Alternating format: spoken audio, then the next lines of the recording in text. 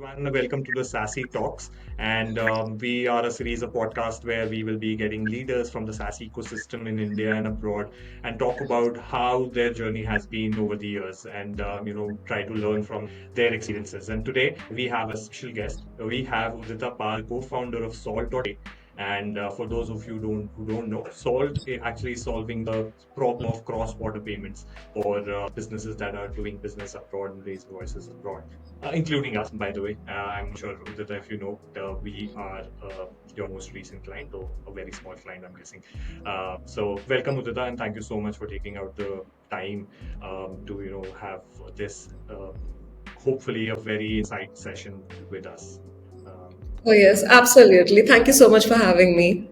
No problem. So we've been working with Solve. We've been working with you for almost a year now, I think, and but we're going to talk about that later. But I think this podcast is going to be in two parts, right? I think there is going to be one where we will talk about Udita, the marketer, right, and then we'll talk about the co-founder for Salt, right? Because this is, and I'm going to start with a very personal experience. Right? I've not talked a lot actually, but this was conversation that we had where you were, probably exploring agencies, and you sounded frustrated, and you said that I don't know why I shifted to B2B, right? So I saw your LinkedIn profile also, and you've worked in the B2C marketing side of work for a long period, and then you shifted to B2B. So I think I would love for you to begin there. Like, how did this transition happen?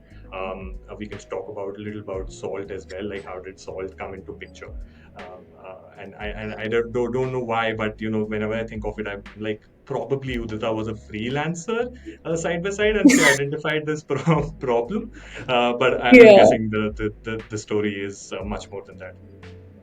Oh, actually, you did guess it right. Oh yeah. I think salt is very personal. I think at this point, as a founder, while you can work on anything you want, but when the problem is personal, it just hits different to you, and Absolutely. that's what happened with me. So while I did have very stable jobs and I really enjoyed it, I kind of realized I have a lot of free time, and I also wanted to earn a bit of money to have my own startup someday.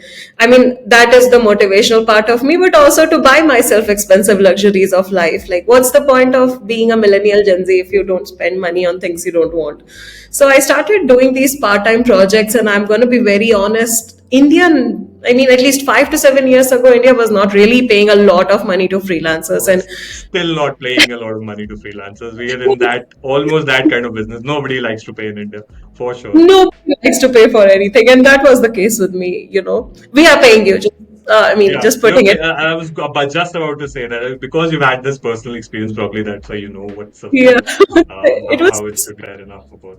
I think that is the reason. I think when it became very personal to me, I stopped consulting Indian companies because I started seeing this pattern in which asking for your own money for your own hard work seems like a huge tax, and it's emotionally taxing to ask for the money back for your work. So I did have a couple of good experiences with European startups. So I was like, okay, this is Nice. gonna be my forte. I'm gonna work with African and European startups, and I'm not talking about tier one countries of Europe. I'm talking about relatively smaller countries, writing web pages for them, making, entire setting up the Google system for them. All these things I would do for them, and then I would get a paycheck.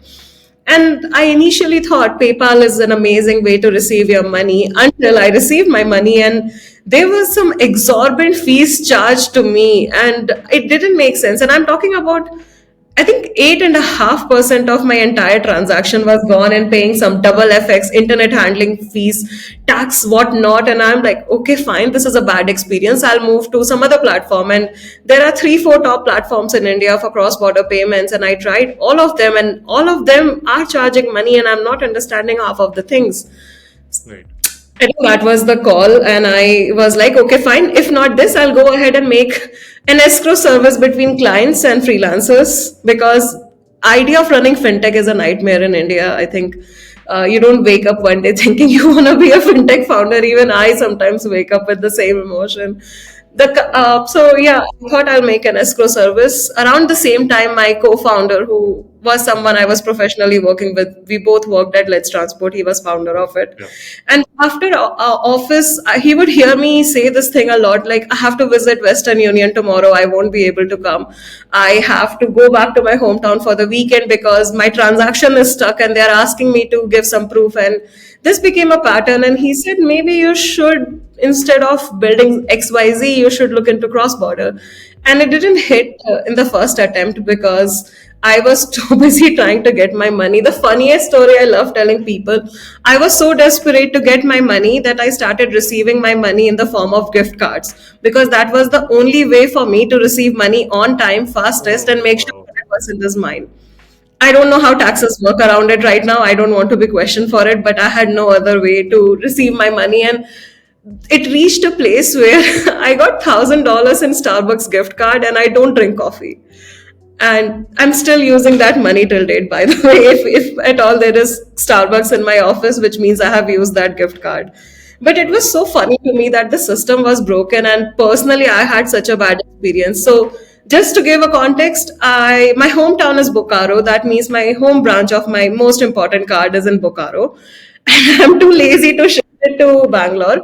So every time my transaction froze, I had to travel from Bangalore to Bokaro, which is 2.5 hour flight, 1 hour of traveling from Bangalore, and then 2 hours of sitting in a bus, train, or a cab, reach my hometown, Right. write an apology, and then I will kind of make sure that my account is okay by a week.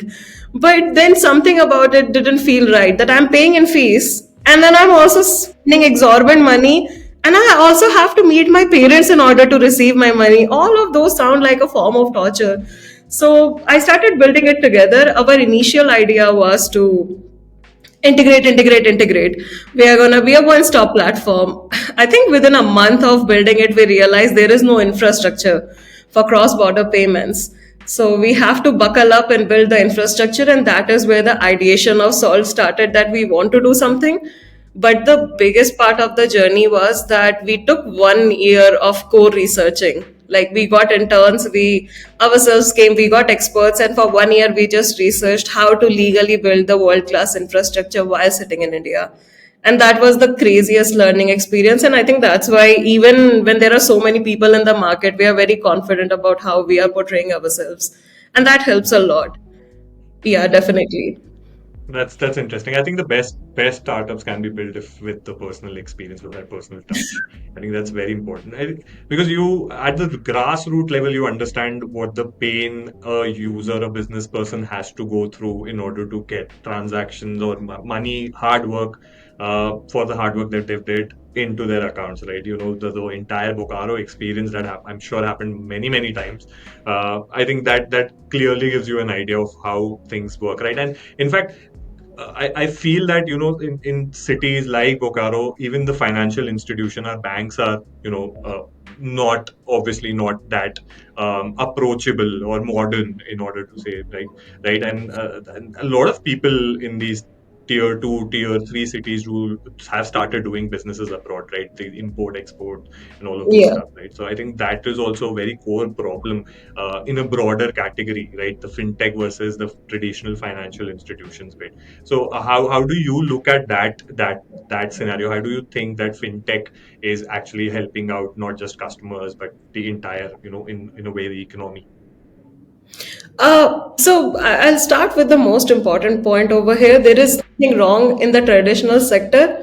It's just, I think there is a rise of obsession with the instant gratification.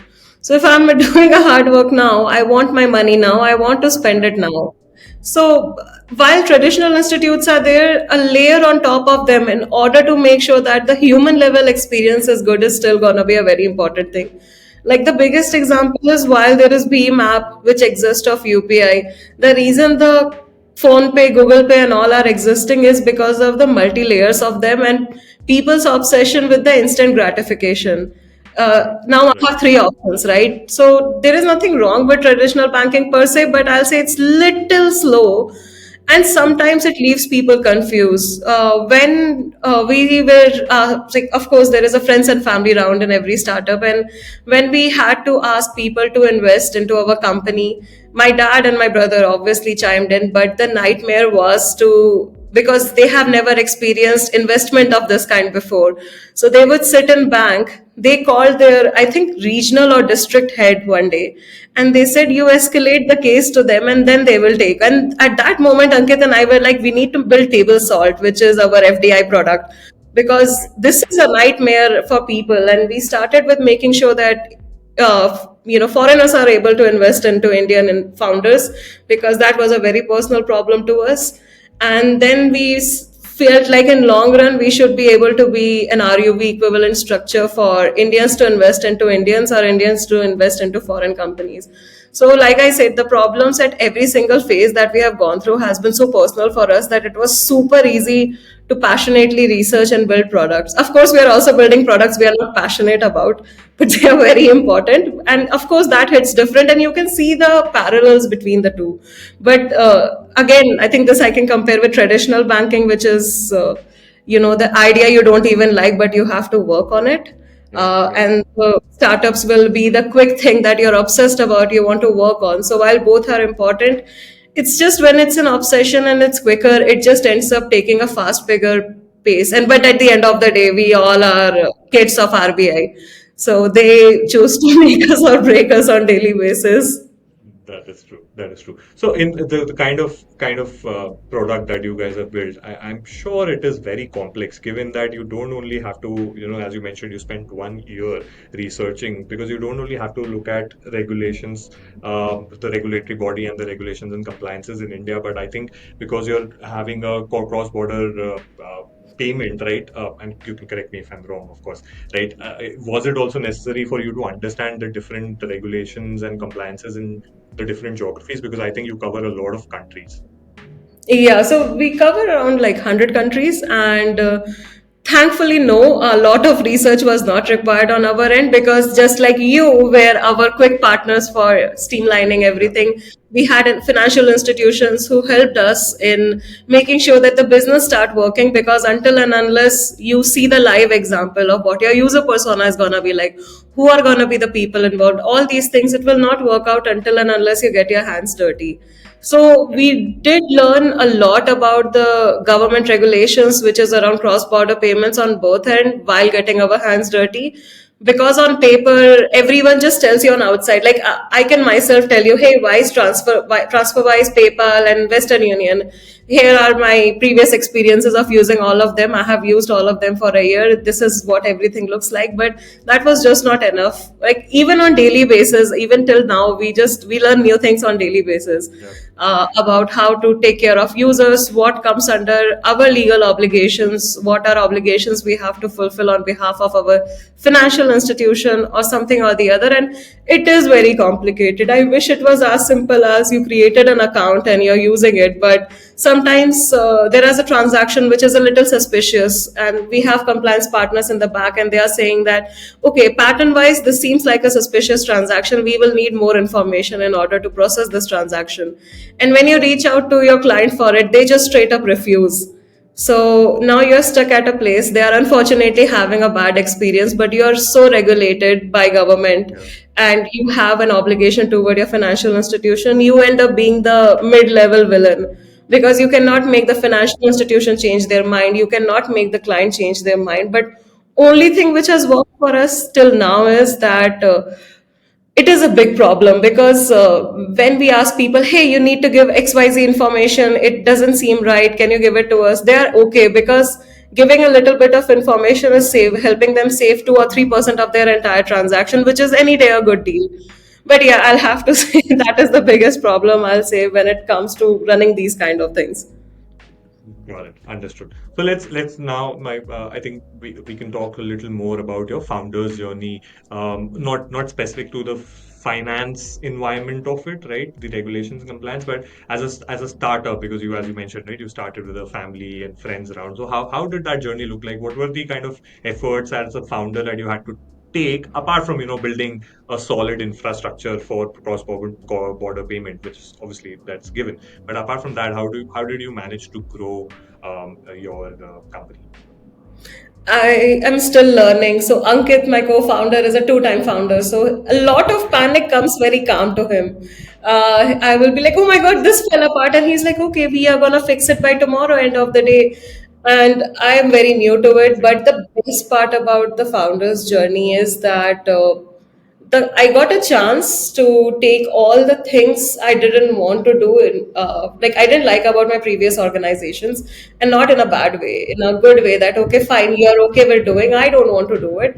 I Yeah. clustered them together and I moved it over here. I do keep saying this: being founder is a very lonely journey.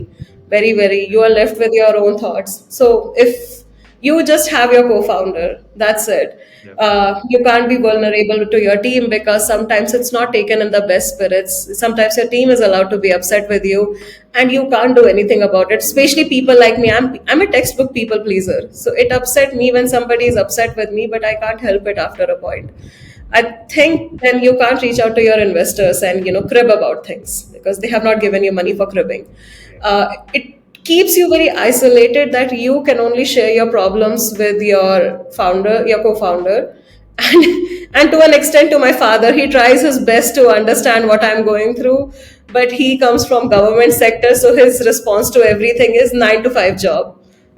So not the best person to seek I can advice from, understand. but as a founder, I think my only learning has been, which is on daily basis, is to humble yourself down, but at the same time be confident, and that's a very tough nut to crack.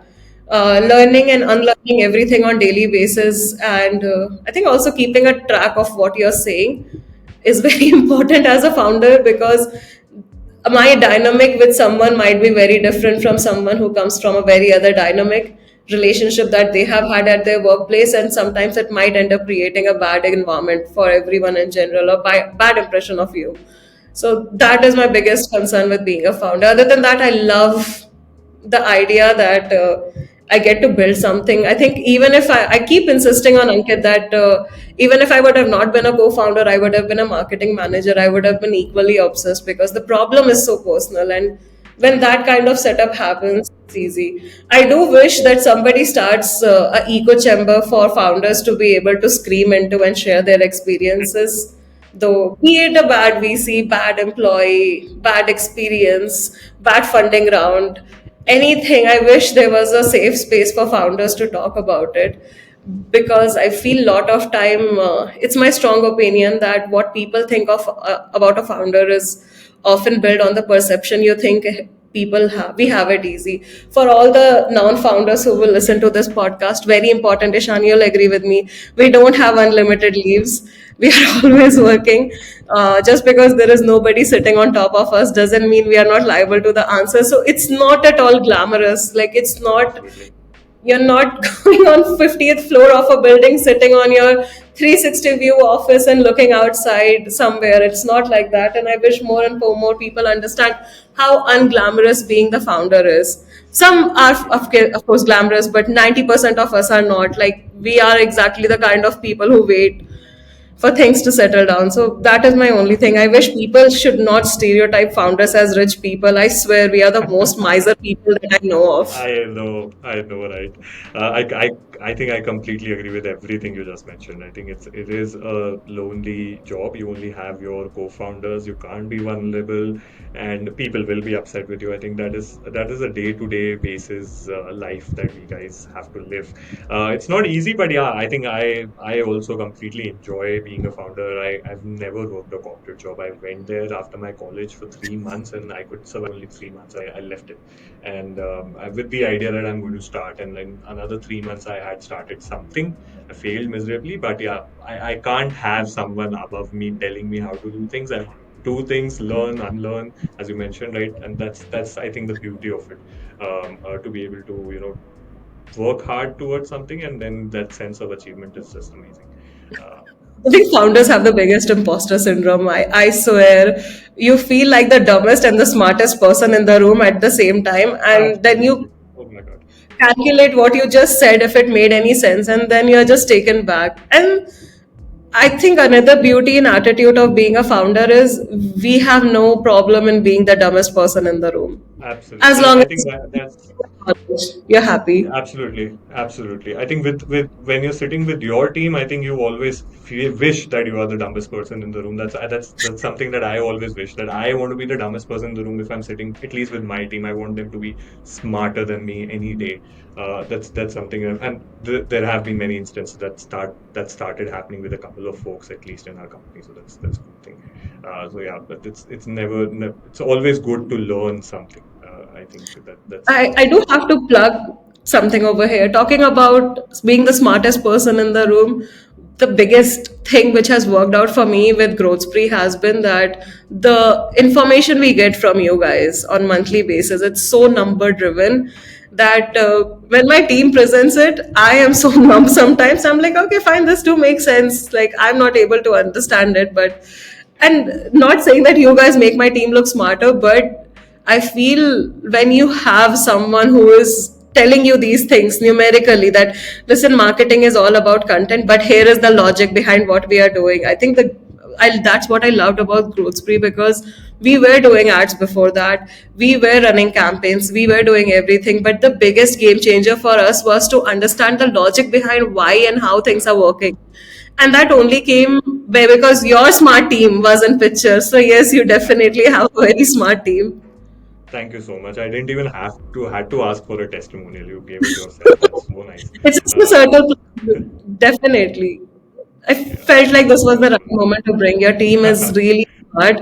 I had one call last week, which I was part of, and I just said, I had some like 5 minute conversation, but everything was so wrapped around it. It feels like a very safe space for founders to be able to give a lot of private information and be like, will this information be safe with you? And they're like, not only safe, we're going to use this information and make things better for you. And that's a very important attitude to have.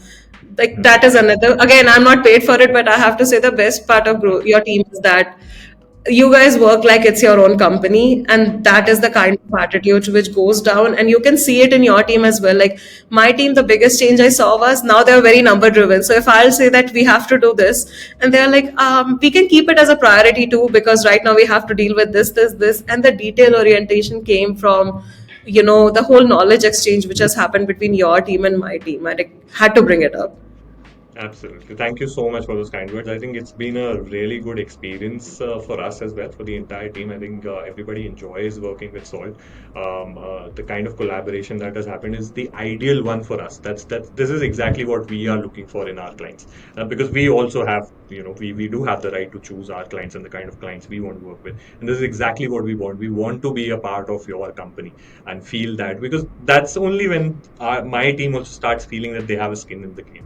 They have that feeling, this is our company, every result matters. That's when they also, they don't really care about what time of the day it is. If something has to be done, it has to be done. So thank you so much for that. I am going to take 1 minute. I need to plug in my charger. Just 1 minute. Sure.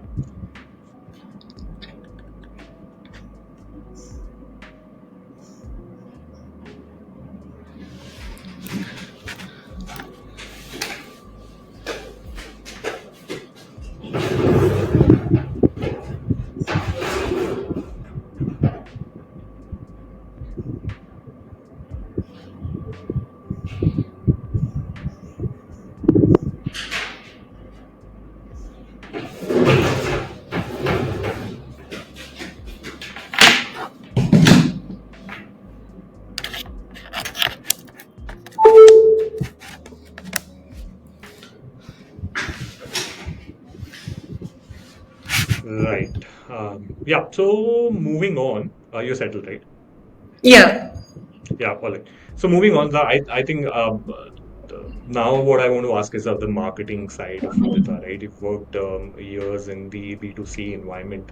We've understood why the transition happened, and everything about, to an extent about the journey that you have had as a founder. What I want to understand is that you're super active on social media, right? On all channels. I've also started noticing you're all on a daily basis, even if it's not related to Salt. I think as a thought leader, as a personal brand, you utilize social media, right? I have seen you post every day on WhatsApp itself, right? So I think you were right there everywhere. So and has that helped? Is it something that you've been doing for a very long time, or was it, that now I'm a founder of a company, now I want to, build myself as a personal brand or a thought leader in the market?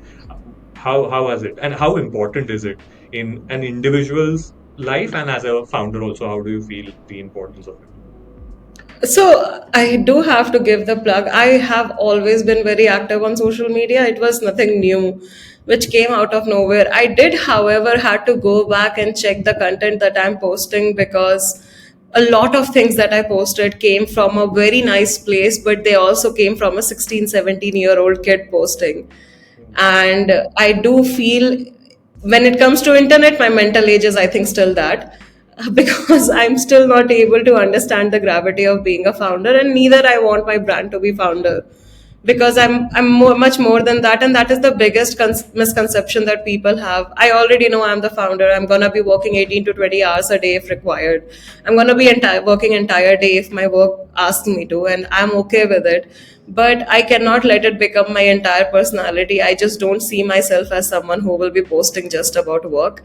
But because I do have a funny side to me, and I do believe that when you look at founder as thought leaders, you're putting them at a higher pedestal where you expect them to have all the knowledge, which I don't have. So I prefer keeping it away. Of course, there is a lot of plug about Salt, but then there is a lot of things that I personally feel, and I want it to be out there. I want people to talk about mental health. I want people to know about my dog. I just want entire world to know about my dog. I think it's a dog parent thing. That's very clear. I want my so that is there, and I want people to know that just because you're a founder doesn't mean you don't have a social life. Absolutely. And of course, you don't have a social life, but I have also realized that Whatever you're bit. a lot for what you're posting online. I think I posted pictures of buying a new MacBook after using one for 6 years. And somebody said that it's investors' money, so you can do whatever you want with it. And I got so upset over one comment Uh, that there were thousands of people that's who. sad. Yeah, Yeah. like this is a very rubbish comment. I think similarly, when I posted pictures of being somewhere outside, I was not in India to attend conference. I think we both were not in India at one point, and we Yeah, did kind of, I had a feeling that you're not there, but I'm glad that we knew about it. And then I realized that I posted picture of being in Amsterdam, and then I saw somebody else subtweeting and saying that I have done a lot of bad things in my life, but I have never used investors money to go on a Europe trip. And I kind of knew it was targeted at me, and I felt so bad. But then I also realized that if somebody has stereotyped that you are extremely rich and full of power, you should not be going around and changing that narrative, because if they will know the real me, the one who goes to three different petrol pumps to figure out which one has the best rate, or take books from friends so that I don't have to buy, or do 100 things which typically people don't like. I think you can relate to this feeling. We don't like, being founder is not associated with being rich, and that is my biggest concern. And that is one thing I didn't want to go on social media, but I've seen a lot of times narrative are not in our control. But I'm also happy that some of my biggest clients that I have got at Salt are because of my stupid viral tweets. So if I'll put it on a scale, I I did lose some, but I won something bigger. I have a client who has transacted a lot with us after a tweet of mine went viral, which was around hiring someone from matrimonial side, and right, right, right. I got an investor. Unfortunately, we couldn't go ahead with them because the round was closed. But we got an interest. We got a lot of people who wanted to join our company, and I got a lot of things. So when I look at it on a scale, I'm okay with making fun of myself on the internet as long as it has a result. But I've also made sure I don't come out as the idiot on the internet as well. So there is a Right. constant blend between I'll talk about work, I'll post pictures, I'll do here and there, because the new generation of founders who are coming in, they should not feel like you have to sacrifice everything and put your blood, sweat, and tears in order to achieve something. You can also have a very social life. You can still be a very dedicated founder. You don't have to compartmentalize and stereotypes what a founder is going to be like. But I also have to add, I think female founders are judged a bit more than the male founders because Unfortunate but true. I think that is yeah, true. I have unfortunately seen it multiple times that, when a male founder is posting the trips of, buying expensive things or something like that, I've seen it so many times. People just ask for link and then they say, good, wow, nice, congratulations. And when you are seeing similar posts for women, you will see after a point there will be some really shitty, unnecessary comment. Now it has become, thankfully, a both side of bullying. People just want to troll people online. But my only learning on being active on social media is A, it helps with client. B, you do end up releasing your frustration. And C, again, a gratification. I have no social life. I don't have a lot of friends. I don't get to go out a lot. So whenever I do, I want to capture those moments and let people know that, hey, if you have something in common with this, we can be friends. Because being founder is very, very one-sided at this point. I have realized you wake up and you sleep while thinking of work. I think my most recent experience was I went to a party and this person was talking about how they work for a European company, and the first thing I asked was, hey, do you need help with inward remittance? And the person said, Udita, I'm 7 drinks down. I don't want to talk about Europe, inward remittance, any of these things. I'm too drunk. And you should be drunk as well. And I'm like, I just can't. I have to be at work tomorrow. So this is where I do draw the line. But I think that is part of adulting as well, that you draw boundaries. But I think for founders, boundaries become far more strict. I agree. I agree. I think personally, I have, there have been a lot of years where I had a similar experience. But I think at this point of time, as I started growing, I also realized that social life is pretty important. Now, I'm not like a social media kind of a guy. I hardly go on Instagram or things like that. LinkedIn probably is the only social media I actively use. But other than that, I think balancing, as a founder, you need to balance out life. My co-founder Nilesh is someone absolutely opposite. He's very similar to the kind of experience you are, going through right now. Thinking about work all the time, even if he's going to attend a marriage, right? His best friend's marriage, right? He's calling back in the middle of the marriage and saying, "I talked to these two people. They work here. They can help us out." That's how he is. I've tried to. There were years I used to do that also. I just looked at marriages as a networking event. Uh, now I feel that there has to be a balance, and because personally I feel that we need to enjoy life as well, because that is what we are working hard for. I But think the at the same time, your co-founder, I think we both are going to be very good friends. I completely agree. He's completely, I wouldn't I say mean, so like a on my best brother's friend, wedding, my brother was, I think, when my brother was getting married, he was sitting at a mandap, and my co-founder and I are sitting in one corner, and we both have our laptops on, and we are helping someone with the transaction, and my father is just staring dead right at us with so much right? frustration and anger that what are you doing at wedding hall. And I still remember the funniest part was we woke up at 6 a.m. in the morning because we had to attend breakfast early morning. It used to be wrapped up at 8 a.m. And when we went over there with our laptops, they just stereotyped us. They looked at us and they're like, "आप लोग Bangalore से हो क्या?" And we did not, but it felt really bad. And then somebody, my dad just said in the background that, oh, no, no, no, they're founders, their life is shit. And I'm like, oh my God, my father is stereotyping me now Right. that they have no social life. But it's fun. I think this is also high risk, high reward kind of situation. Absolutely. You Absolutely. prioritize, deprioritize based on what your work need right now. But I think this is where having a co-founder helps in, giving you that experience that, okay, maybe you need to calm down and you need to take care of this or that. Yeah, I think I play that role with my co-founder. I think he's the one like you. I think I make sure Nilesh talks to you. We'll have a lot of things in common, I think. So anyway, so yeah, so talking about marketing, probably this will be the final bit that I wanted to ask, and this is something that I've been awaiting because you have that kind of both. You've seen both sides of the world now, B2C and B2B. Do you think B2B marketing is boring? No, it's not. You know what? Can I be honest? I used to think it is very much. I think that was my biggest concern. I kept, when we were building cross border payments, I kept telling Ankit that I'm going to execute the freelancer bit of it, but I'm not sure if I can help with the businesses. This is different, that is different. And Ankit said that marketer is a marketer at the end of the day. He should know, or she should know, how to sell the product. And that is Yeah. their job. And they're going to do it. They're going to find the logic behind everything. It's not boring, and I also have to add, it's far more engaging. You get far better result, and at the end of the day, you're chasing a number, and B2B just makes that number far better reality than B2C. I Right. don't know why people call it boring. It's just, yeah, okay, fine. I don't have a social number, which is like, TikTok has the highest number of downloads, or I don't have Instagram kind of numbers to show where billions of people are using your product. But I can 100% guarantee you that B2B is still impacting billions of lives with the just one product.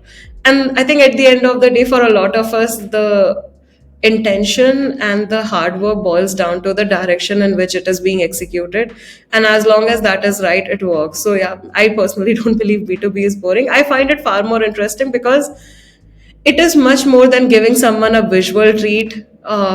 It is giving people an experience that trust in the first 8 seconds of them checking your product. Because in line of B2B, there is no hit and miss. There is Yeah. no pass after one usage. They come for long run. They stay for long run. It's not a lipstick you're buying. It's a service. And I have a feeling that the loyalty over there is far more higher than that over here. So your Yeah. impact is bigger. And Yeah. also, I think people should challenge themselves every once in their life. Writing quirky copies is all fun, but Exactly. have you actually ever written a detail-oriented playbook of how you're gonna make a product work? Yeah, I think I definitely was not expecting this, but yeah, these are great points. But I think people resist being creative because with marketing you resonate with creativity, innovation, right? And people resist in the B2B environment. They always feel that I'm reaching out to a corporate, right? He's a VP of X and Y.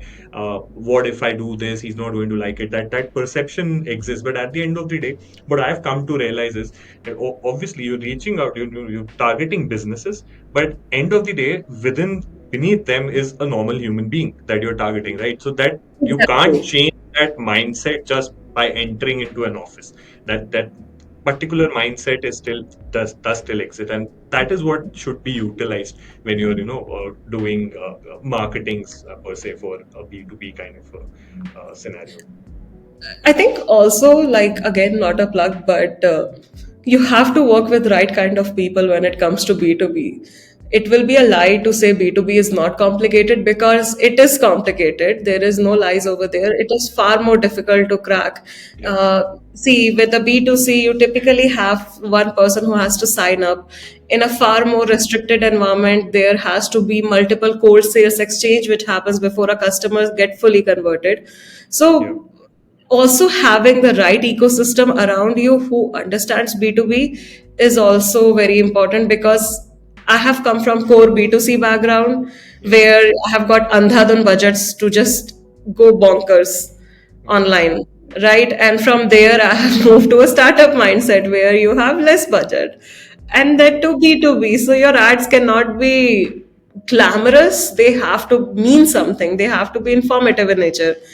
And Exactly. moving from mindset where I just have to be funny to a mindset where I need an infotainment, Yeah. plus I want to convert a lead so bad. So these emotions come into picture. That is where I have to say that it might be very difficult for a first time founders to do on their own, until and unless they have background in it, and b Yeah. for a solo person to execute. I do understand there are rock stars everywhere, but you cannot Yeah.